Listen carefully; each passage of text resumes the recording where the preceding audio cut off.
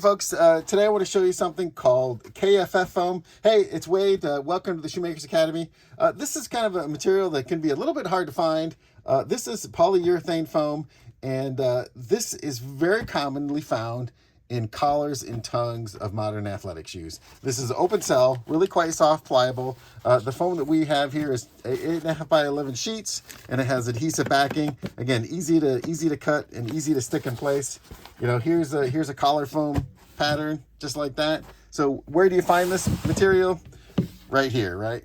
Your collar foam. And also if you're going for that vintage skate shoe that you want that really yo looking tongue, then you could actually stuff this material into the tongue, and also, of course, for the collar foam. Again, this is what we call KFF, high density polyurethane foam. I say high density, but it's still really quite soft. Again, it comes in our shoe material kit, and also we sell it individual sheets, 2 sheets, 8.5 by 11.